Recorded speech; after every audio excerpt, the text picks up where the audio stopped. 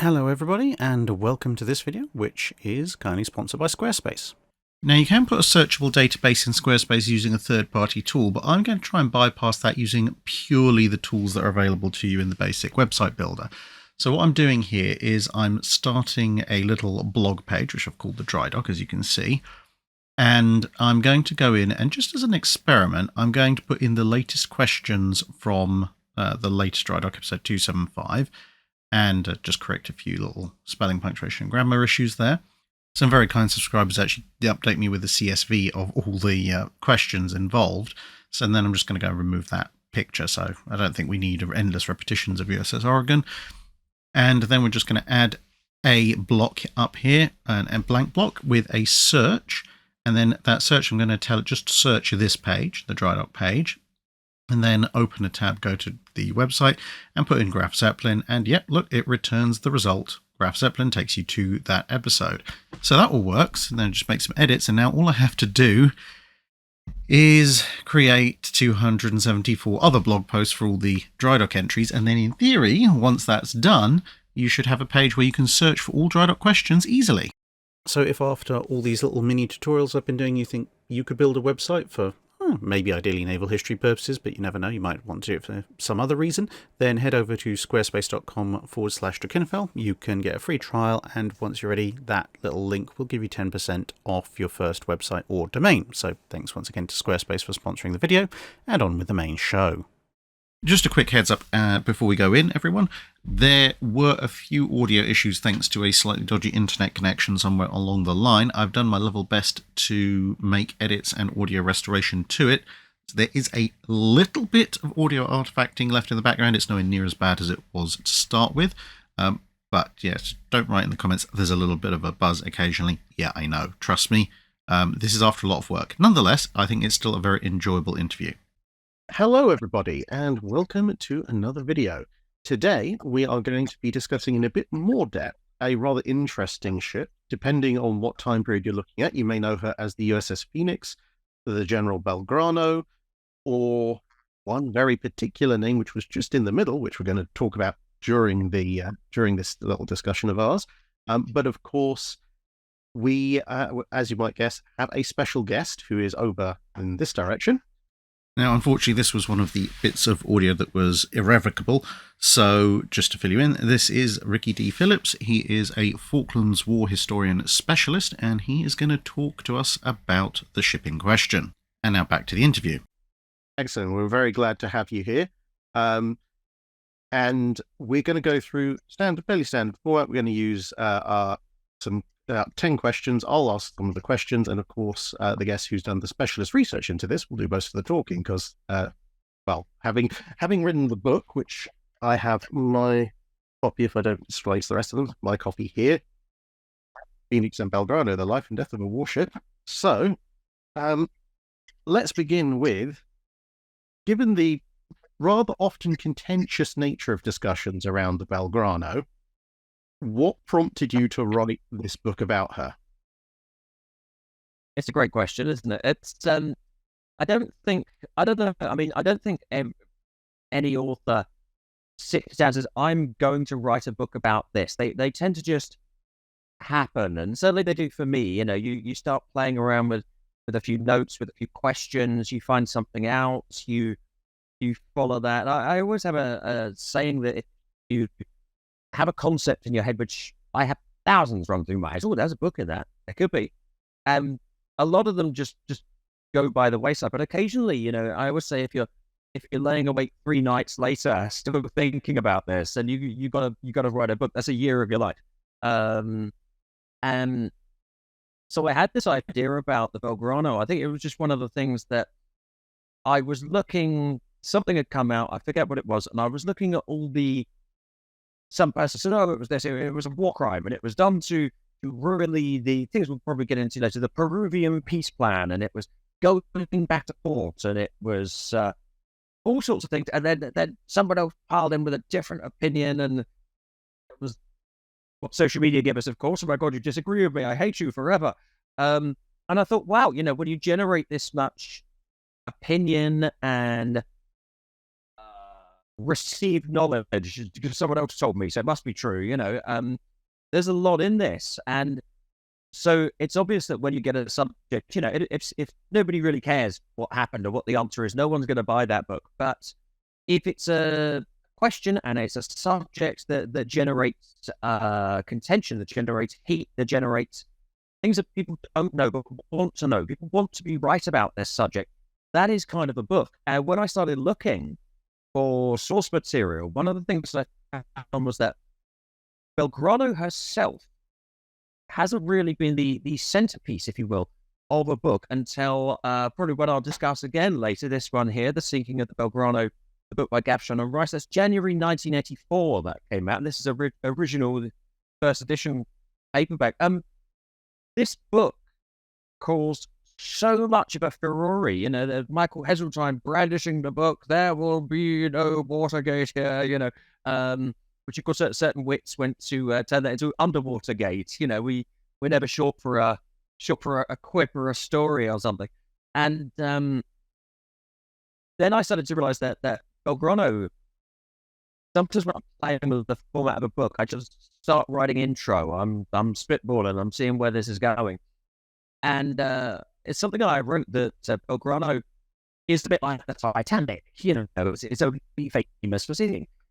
And then I realized, of course, that hey, this had a whole other life as USS Phoenix, built in 1938, and nobody's ever really done a book about that. So I suddenly thought, I know what we could do. There's every time you buy a book with Ricky D Phillips written on it, you're going to get something different. And if I can't do anything different with the history, I don't do it.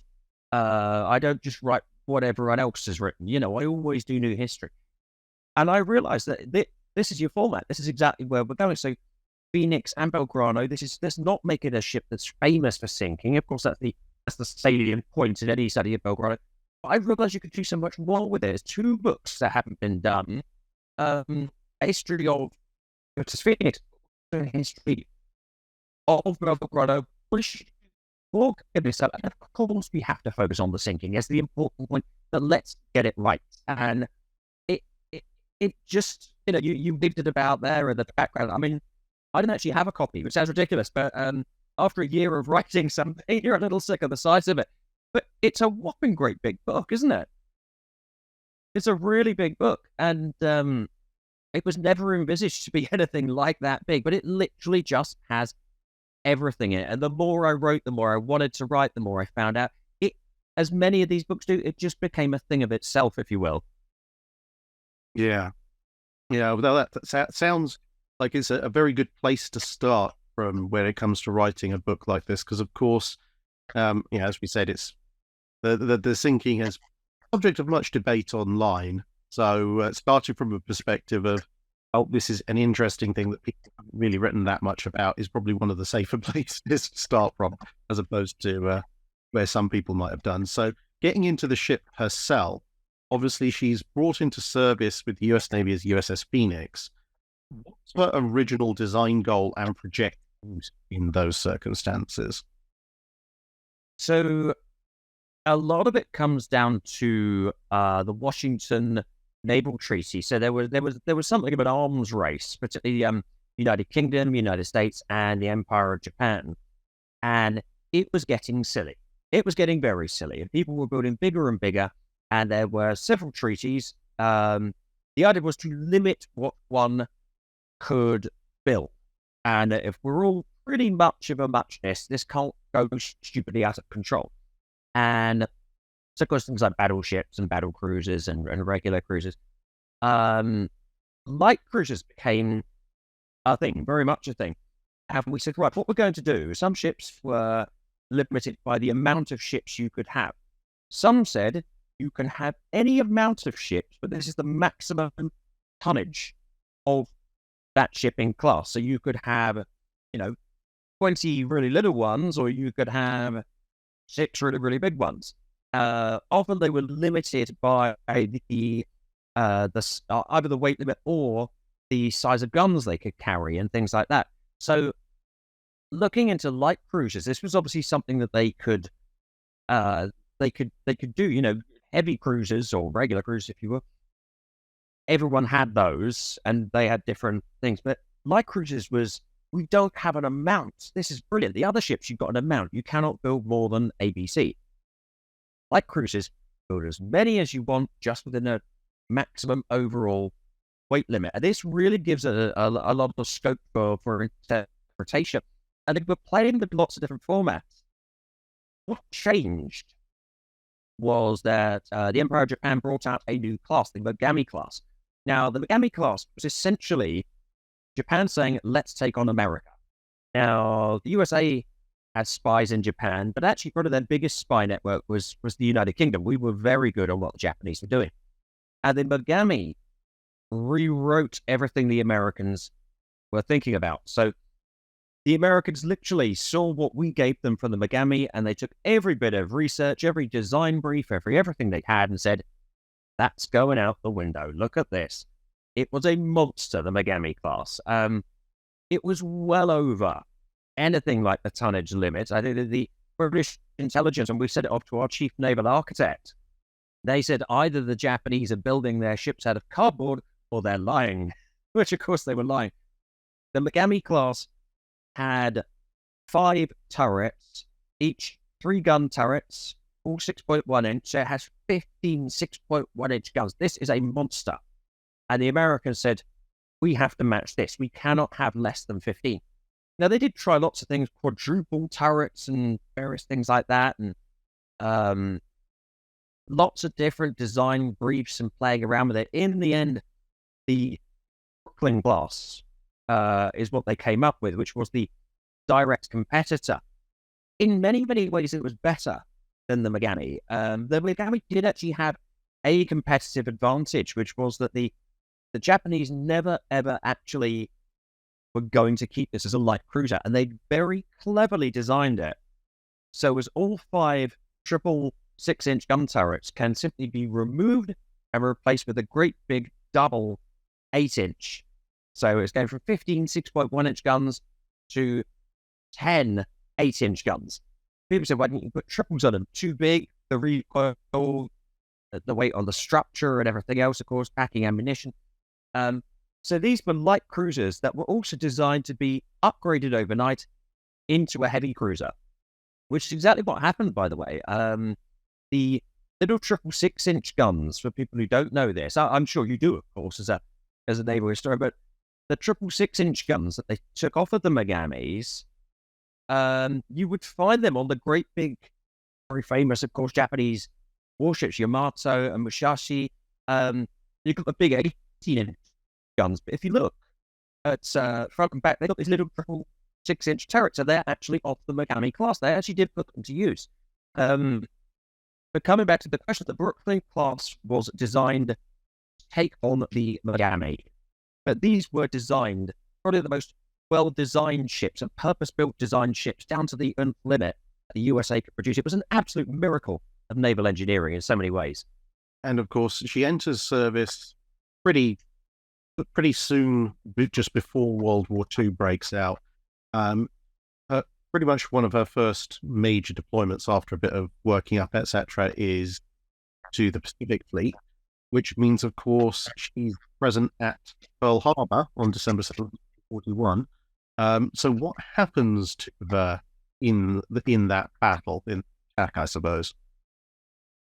So, I mean, Pearl Harbor, probably the one fact, if people know that she had another life, that Belgrano was previously USS Phoenix, the fact that everybody knows, oh, she survived Pearl Harbor, and everyone does that. There's, of course, the famous photograph, which is on the front of the book, which actually the Phoenix leaving Pearl Harbor. There's beautiful, the smoke in the back. You could have asked for a better photograph. So the book actually opens with a chapter, A Day That Will Live in Infamy. So we start with Pearl Harbor, then we go back to what was our previous question, why this ship was built, what happened, how it was built.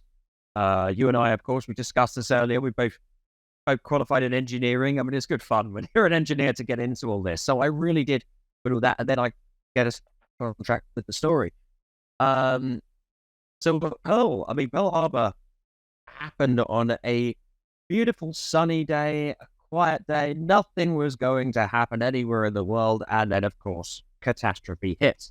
One of the great things, firstly, about USS Phoenix at Pearl Harbor was that she was not right in the middle of it. If you're in the middle of it, which many, many ships were, all you had was torpedoes and bombs and explosions and smoke and place. And you can talk about that if you're a crewman or what have you. You can say, well, this happened. Then there was a torpedo. Then there was a bomb.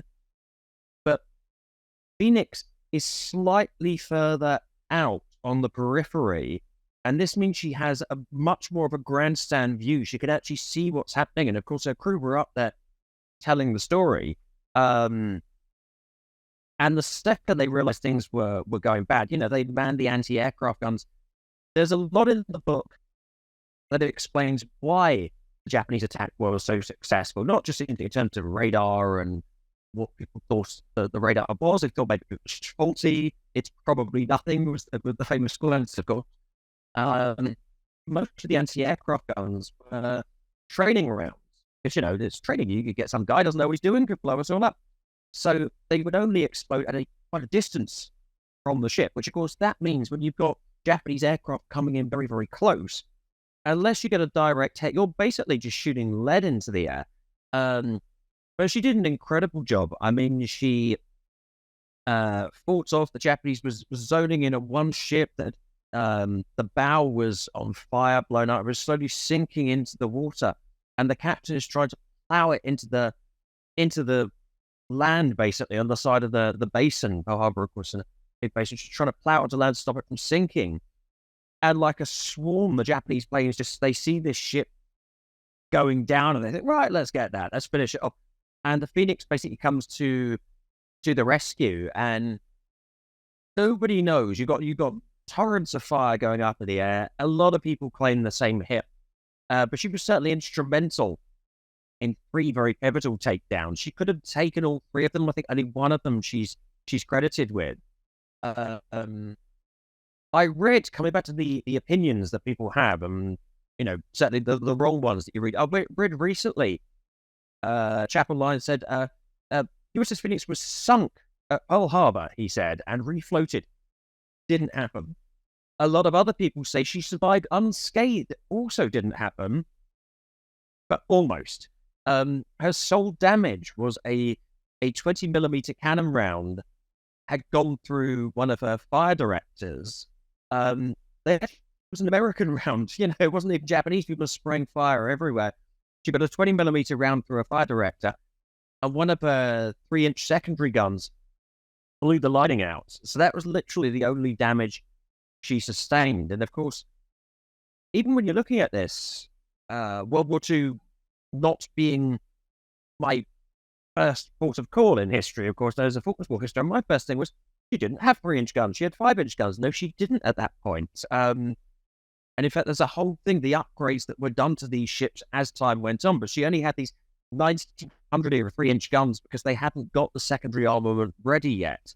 The USS Phoenix survives reasonably well. A few of her sister ships do get a bit of a whacking at Pearl Harbor, but they all just about survive. And of course, that famous photograph, again, I don't know if you can show the book. Again, you've got it there. That famous photograph is Phoenix just coming out of Pearl Harbor. Once the attack is over, this is her. And people are cheering, people are standing on upturned battleships, cheering, go get them, and Phoenix has gone, but out there, and her crew even said, thank God we didn't find the Japanese, because they had like battle cruisers and everything. So a fascinating ship in so many ways already. So obviously that's the start of her involvement in World War II. But then, of course, yeah. And then how does the rest of World War II go for her? I mean, obviously some of the Brooklyn class don't make it through, like Helena, but she obviously does. So is that because she's not on the front lines? Does she see a lot of action and is just lucky, or what happens?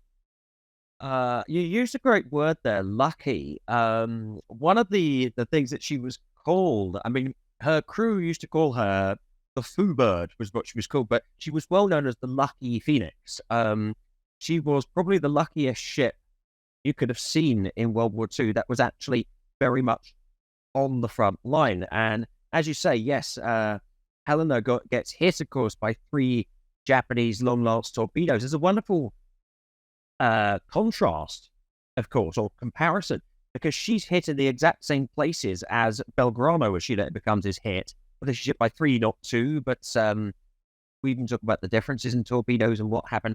Helena, of course, was the Helena and St. Louis were the modified versions, of course. You know, they, if any stood a chance of surviving, they did, but one was lost. The others all do get hit or, you know, suffer some catastrophe, but they're very, very survivable ships. Phoenix doesn't. In fact, one of the things you start looking at is initially in the book, there's havoc. There's the Japanese are, you know, when the Japanese steamroller is going on before it actually runs out of steam, everyone's getting blown up, everyone's getting sunk. Every time Phoenix is around, virtually nothing is happening. It's absolutely crazy. And the crew, you get this from their letters and, you know, their own accounts, are ripping their hair out. Come on, we've come to war. We want to hit people. Very often she's used as escort for carriers or destroyers, or she's you know, liners occasionally. She gets a good reputation as a floating battery to start bombarding Japanese islands, and she's really good at that. She's fantastic at that. The Japanese later called the Brooklyn class machine gun ships, you know, because they've got these 15 triple explode 1-inch turrets. Each gun can fire 10 rounds a minute. That's 150 rounds a minute falling onto one target, and the idea was to just smother a target. There's floating batteries, incredible. So she does develop this lucky reputation. Later, as the war goes on, does get into combat. And again, this lucky reputation just holds. Pedos that are fired, that she just can tell where kamikazes flying down onto it. Again, that they just shoot down in the last seconds or something like that.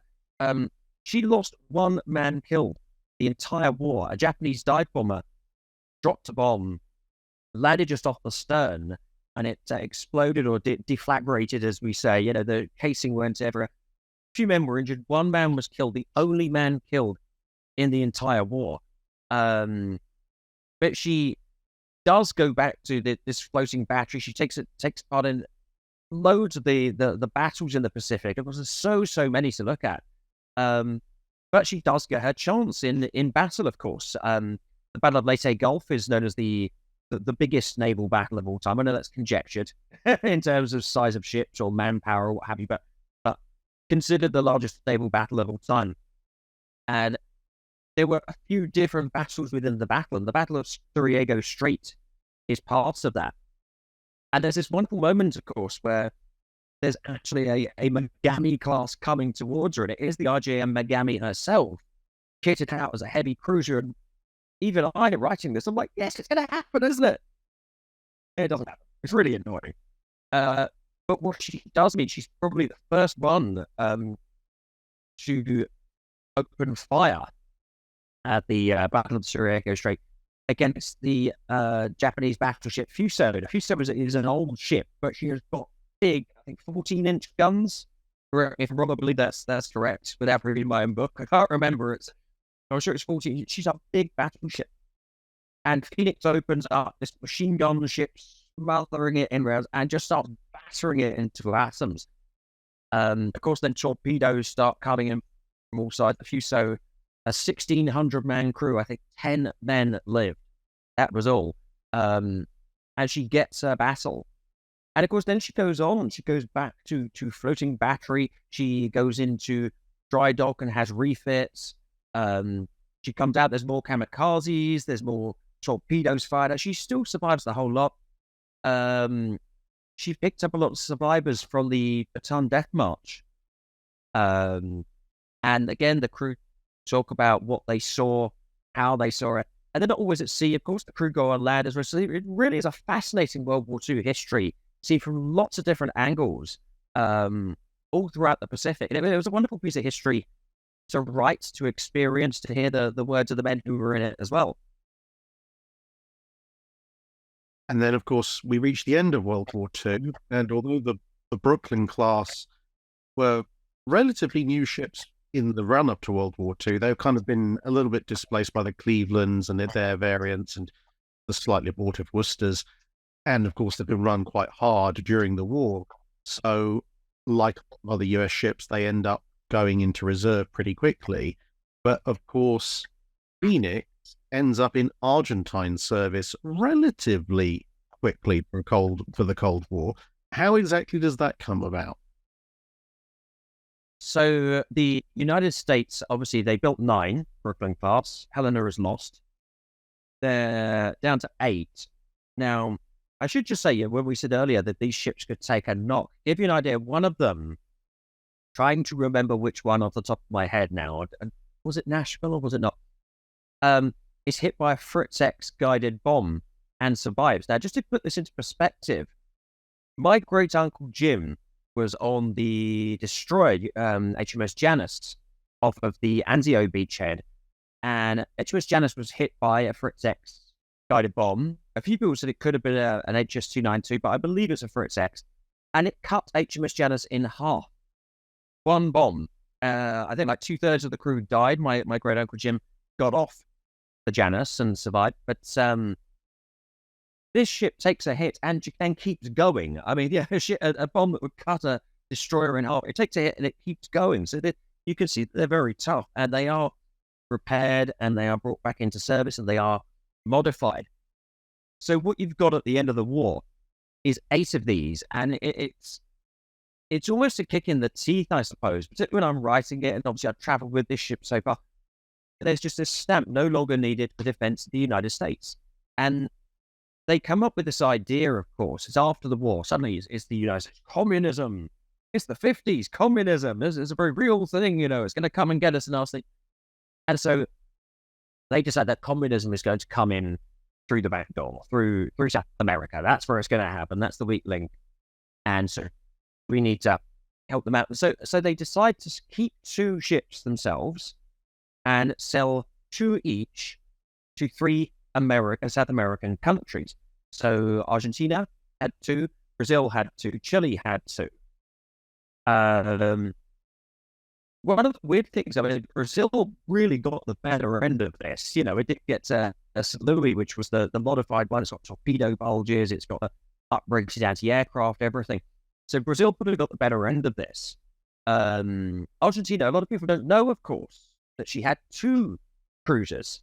USS Boys, which became ARA General Belgrano. And people are going to say, and the other one, the Phoenix, becomes the Belgrano. Of course, it doesn't. You know this. It becomes 17th of October.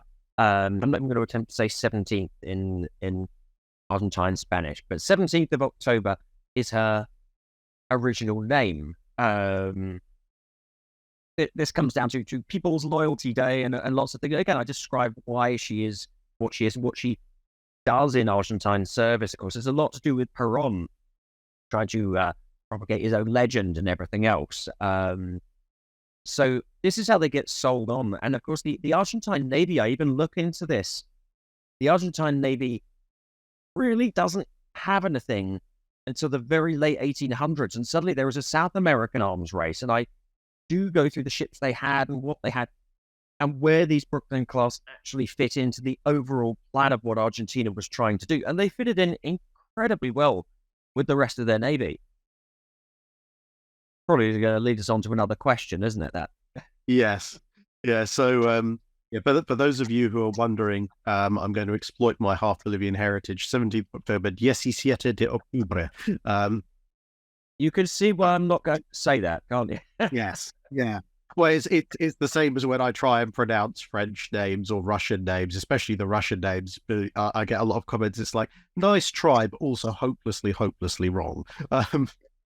That's why I read Spanish. I can write Spanish. I can't speak it for toffee. It's just, it doesn't work. The way you move your tongue and your throat, I don't have that.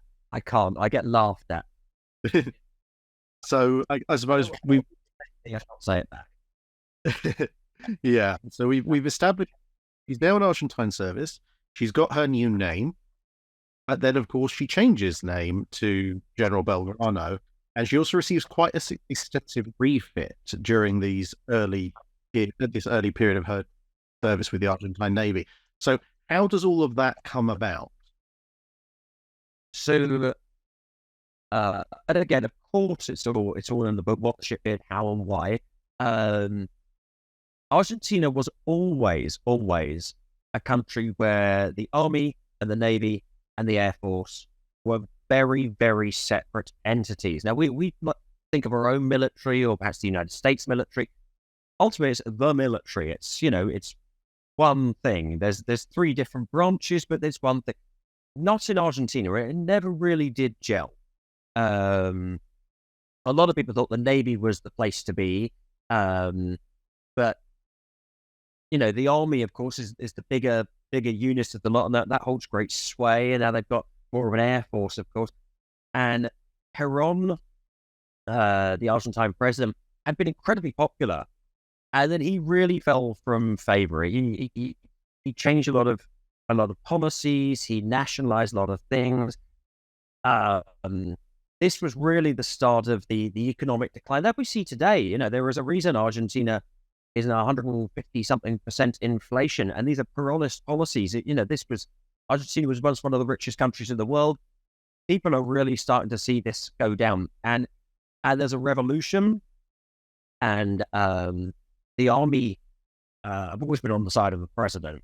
There's the Army versus the Navy. The Air Force are undecided. They're taking sides, and it's there's still the big bombing Argentina. Was Argentina bombing Argentine people, of course. In the Plaza de Mayo, there was a massive bombing and hundreds of people killed. And essentially, there was a civil war. And the Army, Perón's lot, won this. But weirdly enough, it comes back. So as the military forces get together and say, look, this is going to happen again unless we agree. And I think the only reason we're not going to agree is probably actually Perón. So why don't we try again? And they did shortly afterwards. And Perón, by this point, of course, all his suspicions and his paranoia had been confirmed. So he got even worse. He became very, very dictatorial. And they went and overthrew him. Now, the name's 17th of October. So people's loyalty day, one of the funny things is that so 17th of October, people's loyalty day, the day that Perón is freed by popular acclaim and people power. Perón had originally chose 17th of October as the name of the ship and said, it was inaugurated on that day, which it wasn't, of course. Argentina had the whole thing started with a lie. Let's pretend it was inaugurated on this date. And so she can't come back from America until a certain date, so we can pretend it happened then. I mean, it's ridiculous. It starts with this great big lie. And the Argentine Navy was always annoyed by this because they had a tradition that a ship was named after a previous ship, which we still do now. There was no ship called 17th of October. So when the ship joins in to overthrow Perón, a few things happen. USS Boys, which is now the 9 de Julio, turns these massive guns onto Argentine military bases, blowing things up. That's bad. And when the 17th of October goes to do the same with the biggest fuel depot in Argentina, finally Perón says, right, okay, I've had enough. I will surrender. It's actually the ship that made Perón stand down. And one of the first things they did was change the name, of course, to a long-standing name in the Argentine Navy, which was the General Belgrano. So she's three ships in one. As you can imagine, I wasn't going to put the middle name in the title. That just would have confused everyone. But she is pivotal in the overthrow of Perón. And, that's where she gets her name from. And of course, this economic decline and the rise of the military to power and prominence and into junta rule is, of course, something that then begins to impact Argentina back then, right in the run-up to 82, and of course, even today in so many different ways. Right, so she had her name changed. She's been modernized. So she's not just purely a gun-based vessel anymore. And then the Falklands War breaks out in 1982. So what exactly is the plan that the Argentine Navy has to use Belgrano? And is that kind of, well, we're going to use this ship to do this in isolation? Is it part of a coordinated plan with other elements of the Argentine Navy? How are they planning to utilize her against the Royal Navy?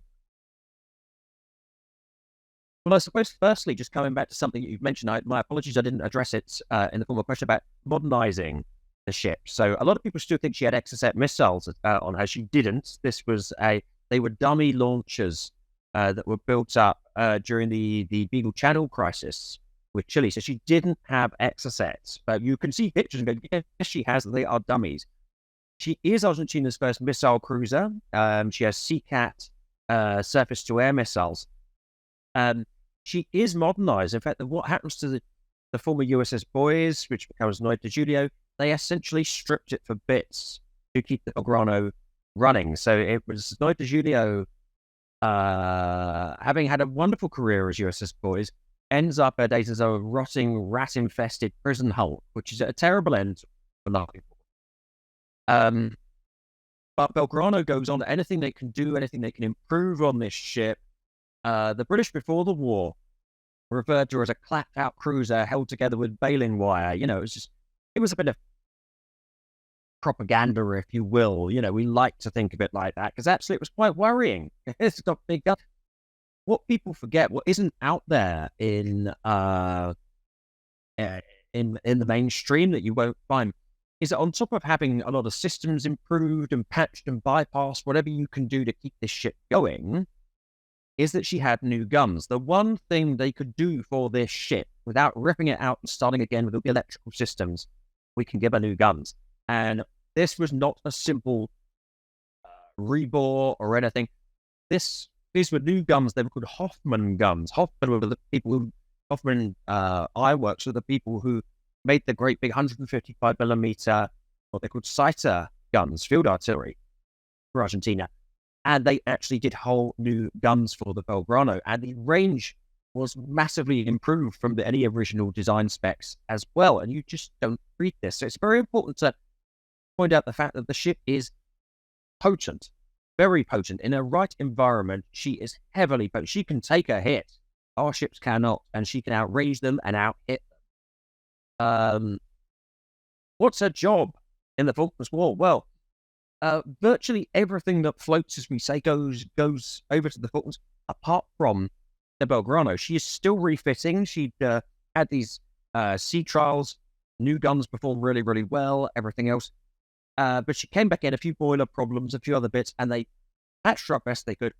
Everyone's gone off to invade the Falklands. They come back, victory. And Belgrano was just sort of sat there. Then task force, of course, approaching the Falklands, and she sets off on her own. In fact, there's a erroneous Argentine report that said that HMS Exeter, Type 42 destroyer, had gone through the Panama Canal down the far side of Chile and was going to come up to the Falklands from the south. And apparently she had a tanker with her, so she's obviously on long-range missions. It wasn't. It was the old county-class destroyer HMS Norfolk, which we'd actually sold to Chile. And it was one of our fleet auxiliary tankers, which we'd said at the last minute, we said to Chile, can we have that back? We might need it. So it was bad information, but Belgrano was going down there originally just to cover the Cape Horn, the southern areas. Then as the British task force starts coming down and down and down onto the Falklands, the Argentine Navy developed a new plan. Now, of course, you can see this online. This episode of Pincer Movement. Got different names. Lombardo's Trident is what they call it, after Admiral Jose Lombardo. Operation Banzai. It's a wonderful name, isn't it? But basically, she ends up being the southern arm of a pincer movement. Originally, she is the entire, what they called Task Group 79.3, was just Belgrano on her own. Then she is joined by two destroyers, Allen and Sumner class, ex-American Fram 2 conversion destroyers. You'll know this, of course. Hopefully, most of your viewers will as well. And these are tough cookies. Again, they carry 6 5-inch guns apiece. They've got a lot of anti-submarine kit. They've got armor. again, much like Belgrano, they are dated, but they are potent in their own environment. And this becomes the southern arm of a task group. And the rough idea, the rough plan, the Argentines believe, they spend a long time convincing themselves the British they're just going to show off a bit and then they'll go home. They're just bluffing. And God knows how they convinced themselves of this, but they did. Eventually, it was obvious the British were not bluffing. And then the Argentines conjured up a new scenario. What they're going to do, they said, is basically come in like Normandy 1944, straight in, landing craft, up the beaches. There's going to be a battle outside Stanley. This is how they're going to do it. So the idea is the Argentines convinced themselves the British, it's going to be Normandy 1944. You know, the ships are going to be close up to the shore. The troops are going in. Once they are pretty much locked into the shore, the Argentine army defending, of course, bit of a stalemate. The plan is for this pincer movement to close in around the British and pin them on the beaches with the Argentine ships behind, the big guns, the MM-38 Exocet missiles. It's going to be a titanic sea battle, trap the British against us. It was a wonderful idea, of course. It's a good plan if that's the plan that your enemy is choosing to do. But of course, that wasn't what was going to happen. So once we realized that wasn't going to happen, the mission kind of changes a bit, but it is kept very open and fluid. The idea of this pincer movement from north and south, and also coming in from the east as well, another group from behind the British, was still very much in evidence. This was the plan that they were looking at. Right. So they have their plan. The ships are out at sea. Of course, it doesn't quite go to plan for poor old Belgrano. What exactly does she run into? What happens to her? And what's the immediate impact in terms of, the actual ongoing war at that point? So the idea is generally, one of the things you find with the Argentine orders is always that let's be flexible, let's be fluid. This Normandy, which they eventually said a message saying, look, this Normandy style landing hasn't quite happened. The British are holding position, but they're not invaded. They were so sure of it. The Argentines even released a press release saying the British have invaded Normandy style. We've beaten them. They're running away in confusion. They kept going for 17 days, by the way, telling everyone that this had actually happened. But a series of orders comes in. I've got the orders, not quite verbatim. They're all in the book, but it's worth reading out because here we start to come into the conjecture, so to speak, where lots of people get very angry at him, voice opinions that they absolutely know are true, But it starts May the 1st. Now, for context, of course, Belgrano was sunk on May 2nd. That is not a spoiler alert, by the way. I should hope everyone knows that. But 3:55 p.m. on May the 1st, Belgrano gives an order to confirm the British position is static, the islands, still well inside the exclusion zone. It now changes the Argentine rules of engagement to give complete freedom of action inside or out of the total exclusion zone. So 3:55 p.m. Now Argentina, the Navy know, basically this is saying be prepared to go to war. Be prepared that we're all going into action. The next order, 8:07. This is massively important because going back to the Gavshon and Rice book here, the Corsaccia Furore, the 8:07 order, they said, was an order to withdraw and go home port. Absolute rubbish. Never happened. I know why they said it, because it was a simple mistake that someone mentioned later on, and they took this to heart and they made this almost the crux of their entire book. But the 8:07 order, here we go. It's a call for direct action the next day, May the 2nd. It's an order to attack. It's for Belgrano and her group to enter the exclusion zone, and now I'm going to quote, to close in on any units, British units this is, south of the islands to within Exocet range and attack under favourable conditions. This is not an order to withdraw, as a lot of people say. 10:05 order.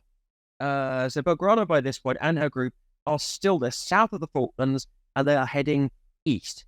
They are heading to a point where they can cut up and come in probably south and maybe a little behind of British task force.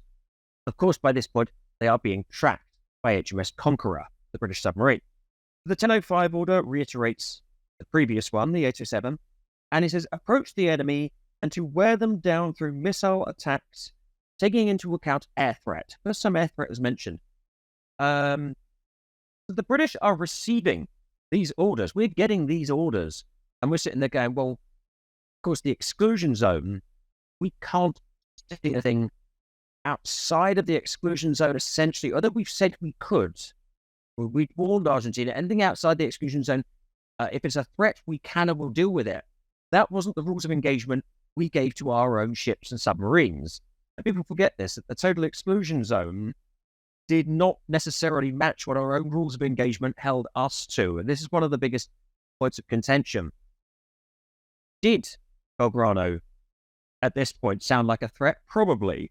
But at 13 minutes past 12 on May the 2nd, the new orders are for a massive attack on the British fleet, I'm reading this, before any units have a chance to withdraw. And there was a specific order for the Belgrano to attack HMS Hermes, the British carrier. Now, I can stop there. I mean, that's as many orders as you need to be convinced that the ship is not going home, is not going to port, is definitely going to attack. What you have to appreciate is that we have another side to it. And realizing what's happening. This is a carrier battle fleet. This is a lot more modern stuff. He's also got 3 A-69 corvettes on with intercept missiles coming in, circling around behind him. And it's a case of, right, I'm in the middle of this. What can I do? Ideally, the orders would be to sink the Argentine carrier, because that was going to send in an air attack and begin the attack. The problem is, HMS Spartans, but it's gone completely out of my head, doesn't matter. The British submarine that was supposed to take on the Argentine carrier didn't have eyes on the carrier. They couldn't see it. They couldn't find it. You can't order a ship to be sunk that you can't find. The only ship that we had eyes on at this point was the Belgrano. And Sandy Woodward is in the middle of a trap, and he realizes, I've got to get out of this. I've got to cut off one of the claws of this pincer. He cannot take on the Argentine carrier, which he has orders and rules of engagement to do, because there's nobody there to sink it. So the only thing he can do is send an order to sink the Belgrano. Now, Admiral Sandy Woodward didn't have control of the nuclear submarines. That was reserved for Fleet 82 at Northwood. So Northwood instantly rescind that order to sink Belgrano, and Woodward's freaking out. I've got this cruiser with these 2 big gun destroyers coming at me. Those 3 ships in that task group outgunned every ship British combined. You know, this is, and they've got intercept missiles as well. This is a big thing. But Northwood take it seriously, and to the point whereby Admiral Terence Lewin takes this to the War Cabinet at Chequers and says to Margaret Thatcher and to the War Cabinet, look at this, Woodward's in a pickle here. You know, he wouldn't send this unless absolutely necessary. You will hear afterwards that there was an order that went sink the Belgrano. There was no such order. There was a simple change of rules of engagement to reflect what had already been said regarding the exclusion zone to Argentina. That was it. It was apparent to Commander Chris Rayford Brown, who's the commander of the submarine HMS Conqueror, that the ship you've got to take out is the Belgrano. His orders were to engage, to withdraw, and then to have a look. So you've only got one chance. The one you're going to hit is the lead ship of the task group, is the Belgrano. And of course, this is what gets done at 4 o'clock, more or less, on May the 2nd. 2 torpedoes slam into the Belgrano, and this is where history starts to really get written. So, of course, Belgrano goes down, and as you said, that's where all the argument, almost immediately the arguments start. So what are the main misunderstandings that have led to all the arguments over her sinking that have followed? Because obviously there's a million and one little ones, but what are the big ones that you tend to see pop up a lot? The 867 order is a big one. It is a big one, and you will still read it in books. I shan't mention it. I have another podcast, but books by modern authors. So the 807 order, in order to withdraw. Why people think that is that sometime after the war, the head of the junta head, I should say, the Argentine Navy, Admiral Anaya, in an interview, accidentally or mistakenly or confusedly mentions the 87 order as an order to withdraw. It was not. It wasn't. Gavshon and Rice, going back to the book that caused all the storm back in 84, made that essentially the crux of their book, the 807 order, based on what one person said. It's not been mirrored by anybody else, and the fact that it obviously didn't happen because more orders came through to attack, and she kept going eastwards and moving into position to attack, show that that was simply a mistake. All that furore over a mistake.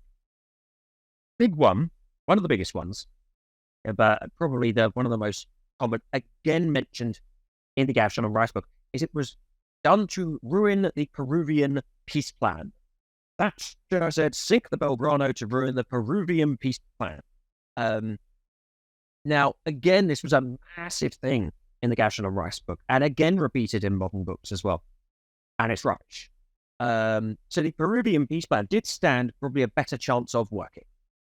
There have been many, many versions. This was not the first one. There have been many, many, many attempts at a peace plan. If we could all agree here, can we cease fire? Can we try to scale this down? Every peace plan had folded, had failed on the core element, which was, are the Falkland Islanders' wishes paramount, or are their interests paramount? Interests as said by the United Nations. Now, of course, if you ask the Falkland Islander, are you interested in becoming Argentine? No, I'm not. What's your key interest? Not being Argentine. Right, that's the one. But it's used a very ambiguous term. And this is always, 41 years after the war, we are still arguing wishes versus interests. So the idea that it was going to be solved in an afternoon where every other peace plan had already fallen down on the same point, we'd agree on every point except that, and it would all fall down. And it wasn't just contact groups, they were called. Two representative countries, probably more on, two more on the British side, two more on the Argentine side, were going to sort of come in as a contact group, an interim government to try and assume fair play. No one could agree on the other's choice of contact group. So to say that this was a done deal, the Peruvian peace plan, is just rubbish. It was going no better than any other peace plan before it. And in fact, even after the Belgrano was sunk, the British said, look, on principle, we agree to the Peruvian peace plan. It was Argentina who turned down the Peruvian peace plan. So to say that Thatcher did it to ruin the Peruvian peace plan is simply rubbish. It did not happen. Those are probably the biggest myths that people have. One more myth, and again, the British put this down as being a very big thing. It is proven in this book that both Argentine destroyers saw Belgrano hit. One even saw that her bow shorn off. You see the picture of the broken bow. One of them even reported she had her bow shorn off. They saw her distress flares and the distress signals on the flashy lamp and everything else. They saw it and they kept going. And they tried to cover that up for many, many years, that they didn't just run away to save their own skins. And I'm very sorry. I know Captain Bonzo, the captain of the Belgrano, said later, they had their job to do. I don't blame them. They had their job to do. But that was a bit of a coverall. The rest of the crew of Belgrano assumed those destroyers would be along any minute to pick them up, and they legged it and left their own men in the water. If people choose to think otherwise, read the book, because you will see every bit of evidence that the Argentines on those destroyers absolutely knew Belgrano was in trouble and going down, and they chose to save their own skin. It's not mine to cast judgment or to anything that I wasn't there, and I'm sure it's a very scary situation, but I can assure you that a lot of the reason that a lot of people died was because those destroyers did not come to the aid of the Belgrano and her crew. So those are probably the three big ones that are really covered in one, if you will. So obviously, those are the misunderstandings. In terms of, the book covers the full history of the ship, what would you say are some of the highlights of the book from your perspective, things you've enjoyed coming across or that you feel, should be specifically noted by people that maybe aren't so familiar with the history of the ship?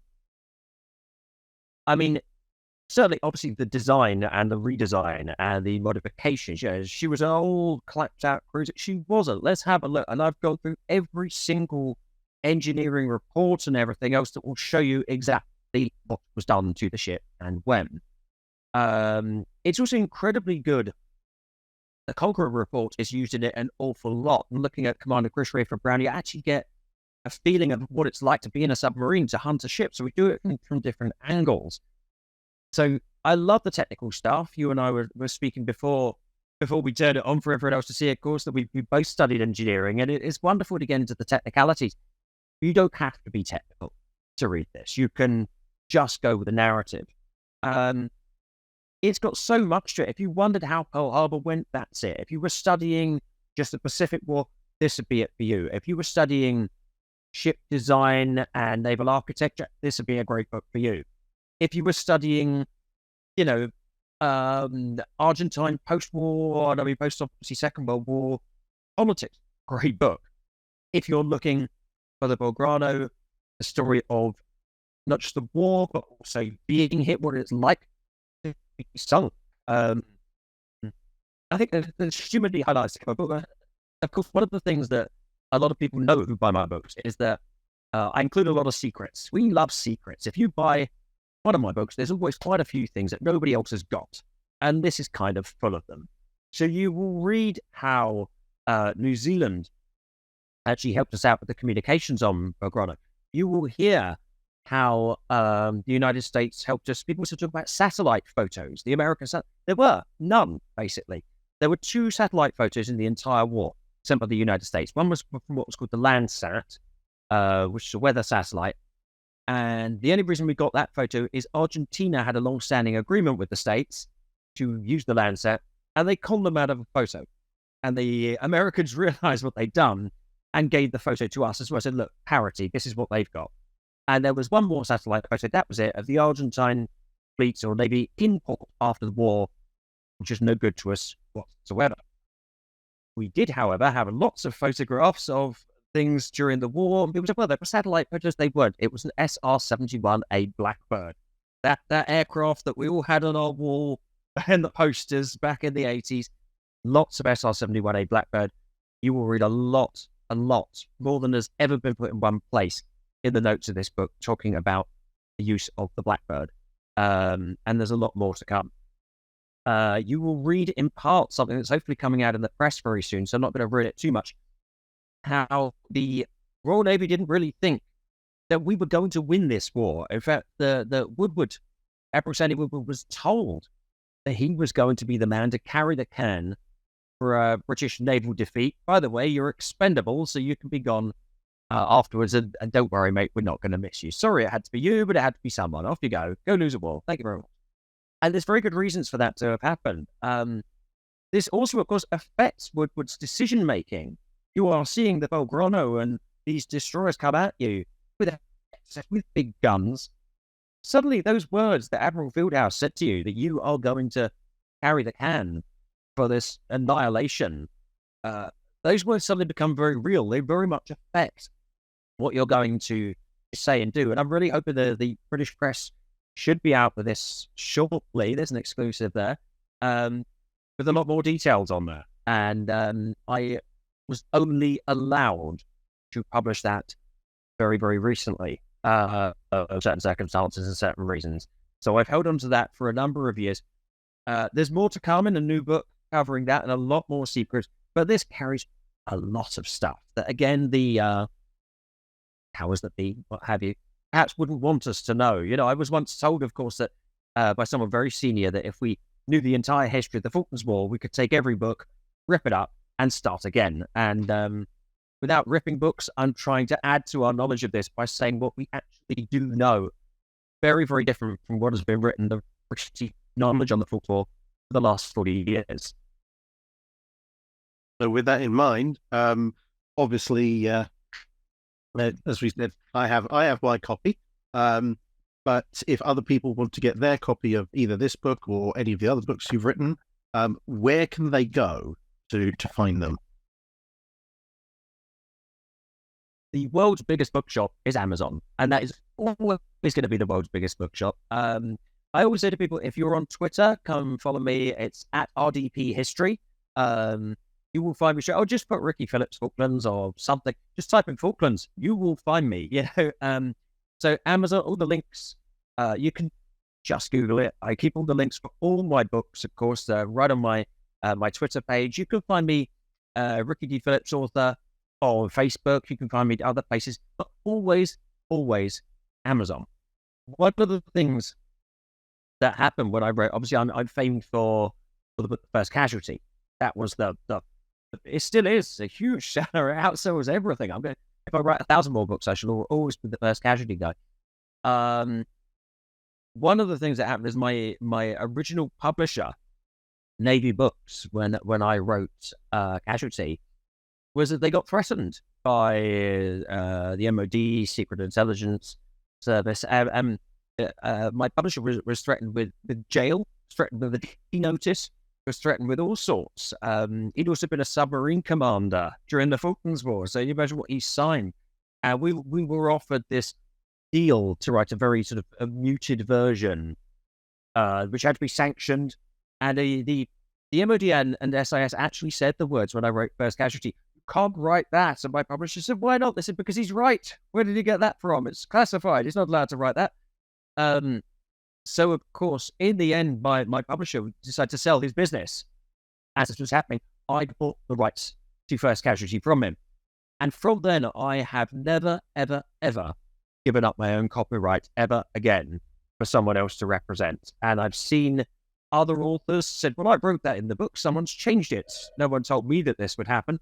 So for this very reason, everything is on Amazon. Everything you read is said and controlled by myself now. And there's a lesson to other writers as well who are in that. Never be afraid to own your own copyright. You will hear certain people say, "Did you know First Casualty is self-published?" Never was. It was already being printed when we paid for it and bought it over.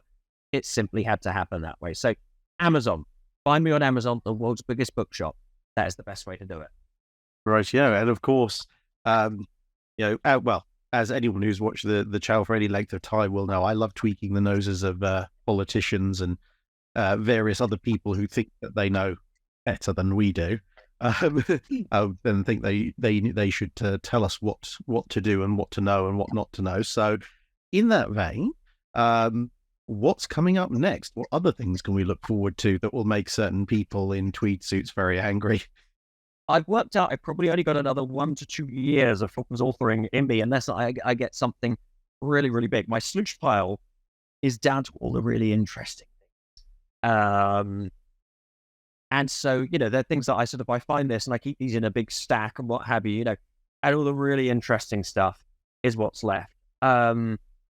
It's going to end there. There's a lot of things coming up. There's at least one new book for the spring. Falklands season, of course, is coming up on us again. I reiterate the Falklands War every single year as it happened on my Twitter account. Always popular. So I've got a new book coming out for the spring.